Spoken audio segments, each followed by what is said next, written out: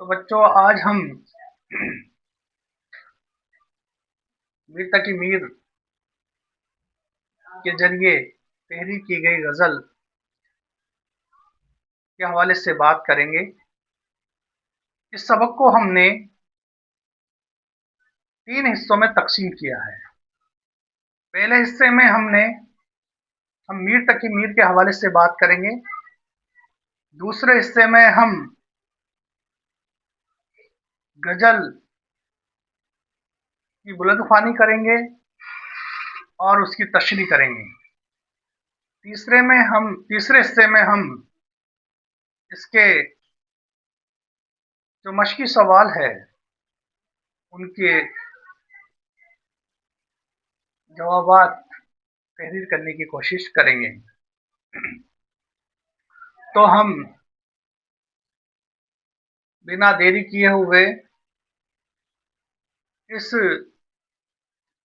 सबक का पहला हिस्सा,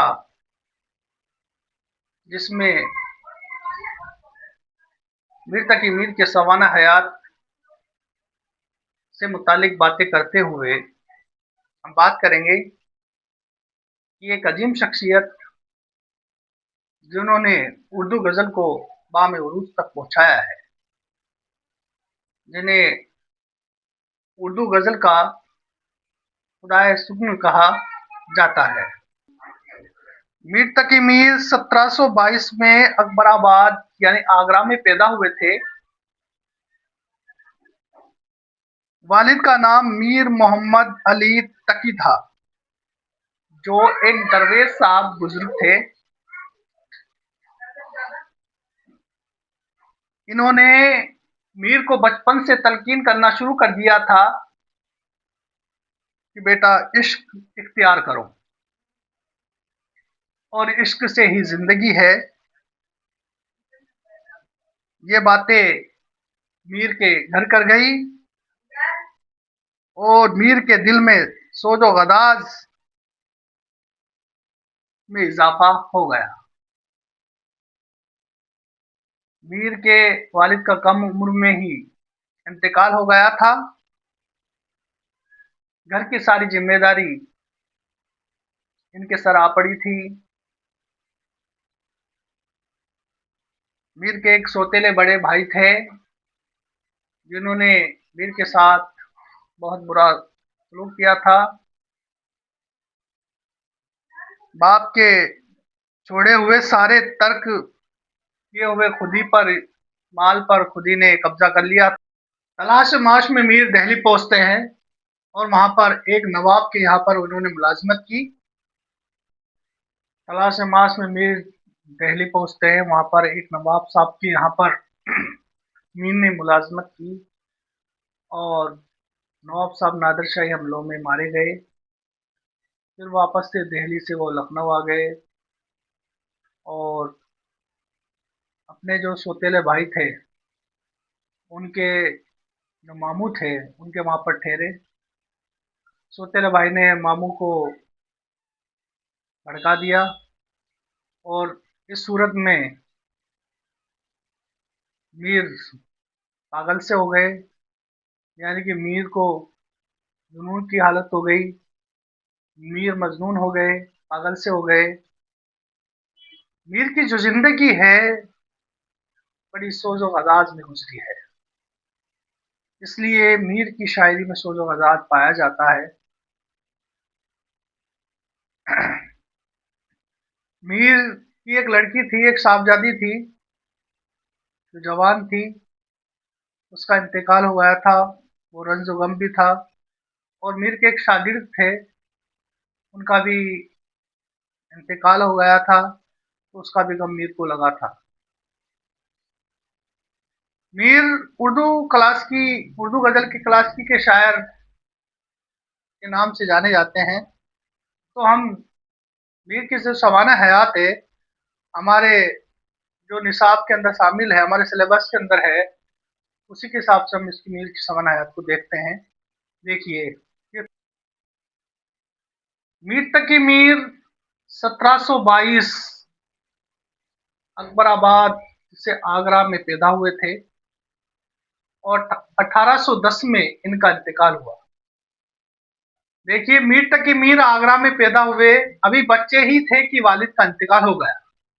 कुछ दिन बाद वो दिल्ली में आ बसी। दिल्ली की जिंदगी में जब इंतशार पैदा होने लगा तो मीर तलाश माश में लखनऊ चले गए। तलाश माश यानी रोजगार की तलाश में लखनऊ चले आए। बाकी जिंदगी भी मीर ने लखनऊ में गुजारी और वहीं पर इनका इंतकाल भी हुआ। मीर क्लास की उर्दू गजल के बड़े शायर हैं। यानी कि क्लास की जो गजल है, उर्दू का जो पुरानी रिवायत है, उर्दू की जो पुरानी रिवायत है, उर्दू गजल की जो पुरानी रिवायत है, यानी कि पुराने जो शायर है उनमें मीर का शुमार किया जाता है। बड़े पाए के जो शायर हैं उनमें उस बड़े पाए के शायरों में सफ़े अव्वलों में मीर को गिना जाता है। इसीलिए वो उर्दू गजल के इमाम समझे जाते हैं। सादा और आम फेम अल्फाज में सोदा गजात की कैफियत पैदा करने में मीर तक की मीर का कोई शानी नहीं है।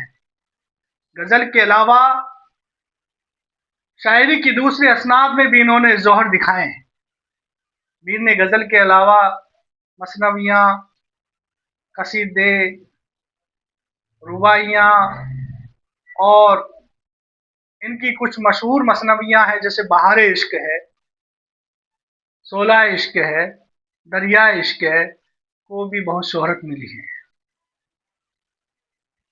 फारसी में इन्होंने उर्दू शोरा का एक तस्करा निकातो शोरा के नाम से इन्होंने लिखा है और जिक्र मीर के नाम के उन्वान से इन्होंने खुद की सवाने हयात भी लिखी है। अपनी सवाने हयात भी इन्होंने जिक्र मीर के नाम से लिखी है।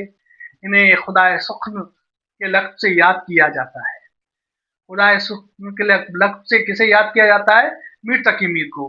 तो ये थी मीर तकी मीर की सवाने हयात, मुख्तसर सी सवाने हयात है। देखो, आपको मीर तकी मीर के बारे में क्या क्या चीज ध्यान रखनी है। तो मीर तकी मीर के बारे में हमने मुख्तसर सी हालात जिंदगी के बारे में हमने जानकारी ली, जिसमें हमने देखा कि मीर तकी मीर, आपको क्या ध्यान रखना है कि मीर तकी मीर 1722 में आगरा में पैदा हुए। बचपन में ही वालिद का इंतकाल हो गया था। तलाश माश वो में दिल्ली का उन्होंने सफ़र किया और फिर वो लखनऊ चले आए और लखनऊ बाकी ज़िंदगी इन्होंने लखनऊ में ही गुजारी।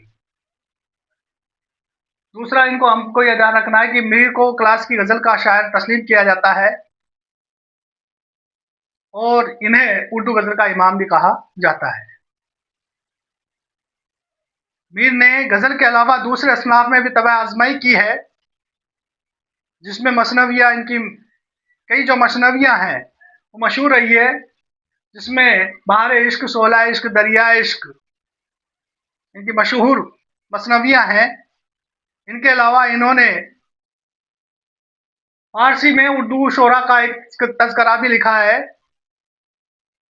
निकातो शोरा के नाम से इन्होंने एक तज़किरा लिखा है और इन्होंने खुद की सवाने उम्री, यानी कि अपनी सवाने हयात, जिक्र मीर के उन्वान से इन्होंने खुद की सवाने हयात भी लिखी है। तो ये चीज़ें हमको ध्यान रखनी है।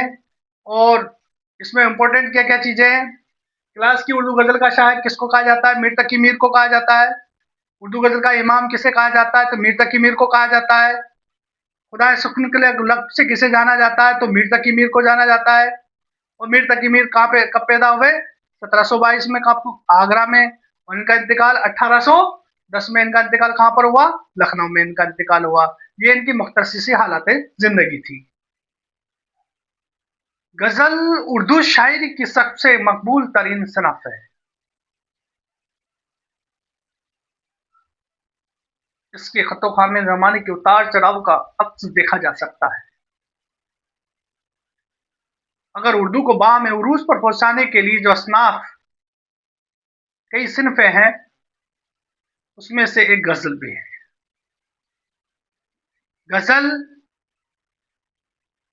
रशीद अहमद सिद्दीकी ने गजल को उर्दू शायरी की आबरू कहा है।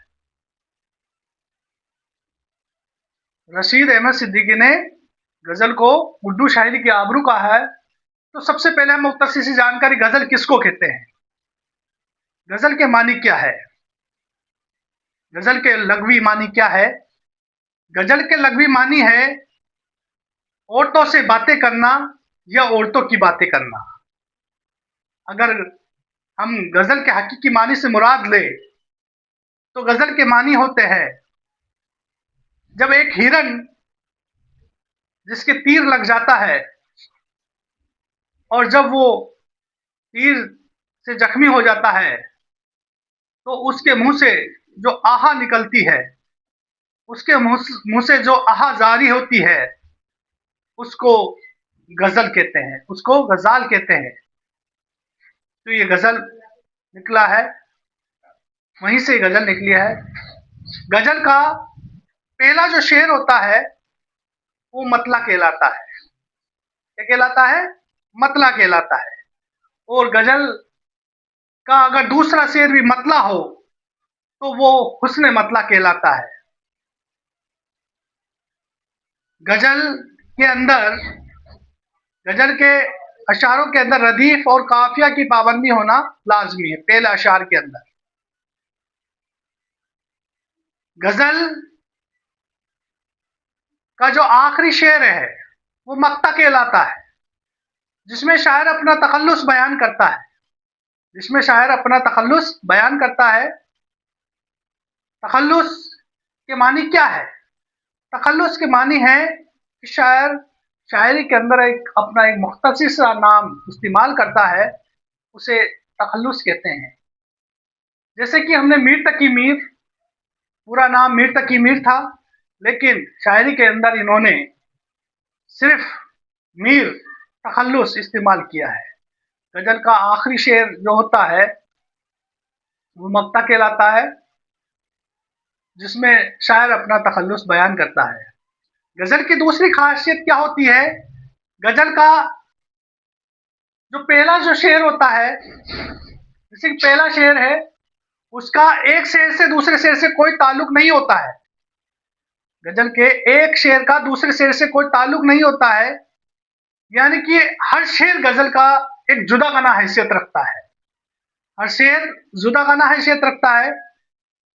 जैसे कि इसी गजल को देखिए, हस्ती अपनी हबाब किसी है, ये नुमाइश शराब किसी है, नाजुकी उनके लब की क्या कहिए, पंखड़ी गुलाब किसी है, बार बार उसके दर पे जाता हूँ, हालत अब शराब किसी है।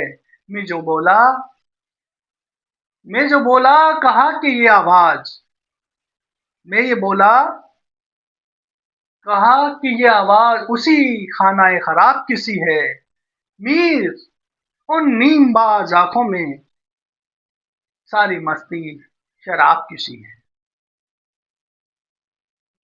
अब हमने ये गजल, जो मीर तकी मीर की जो गजल है, इस गजल की बुलंद ख्वानी करेंगे। देखिए, तो गजल के अंदर रदीफ और काफिया, रदीफ और काफिया, गजल का जो पहला शेर है, हस्ती अपनी हस्ती अपनी हबाब किसी है, ये नुमाइश शराब किसी है, नाजुकी उसके लब की क्या कहिए, पंखड़ी गुलाब किसी है, बार बार उसके दर पे जाता हूँ, हालत अस्तराब किसी है। मैं जो बोला कहा कि ये आवाज उसी खाना खराब किसी है, मीर उन नीमबाज आंखों में मीर उन नीमबाज आंखों में सारी मस्ती शराब किसी है। हबाब, शराब, गुलाब, अस्तराब, खराब और शराब, तो ये सब क्या है? काफिया है। ये सब क्या है? काफिया। हम आवाज, एक जैसे अल्फाज, एक जैसे आवाज वाले अल्फाज क्या कहलाते हैं? काफिया कहलाते हैं। क्या कहलाते हैं? काफिया कहलाते हैं। अब देखो, दूसरा देखिए आप, किसी है,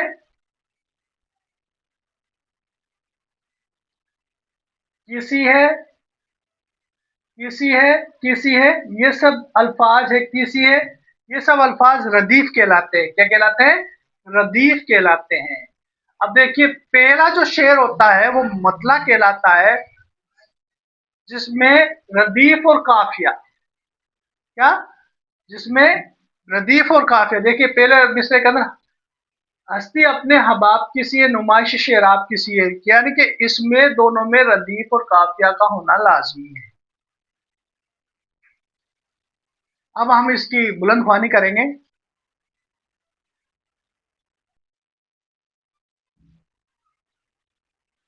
हस्ती अपनी हबाब की सी है, ये नुमाइश शेराब की सी है, नाजुके उसके लब की क्या कहिए, पकड़ी गुलाब की सी है, बार बार उसके दर पे जाता हूँ, हालत अब अस्तराब की सी है, मैं जो बोला कहा कि ये आवाज उसी खानाए खराब की सी है, मीर उन नीम बाज आंखों में सारी मस्ती शराब की सी है।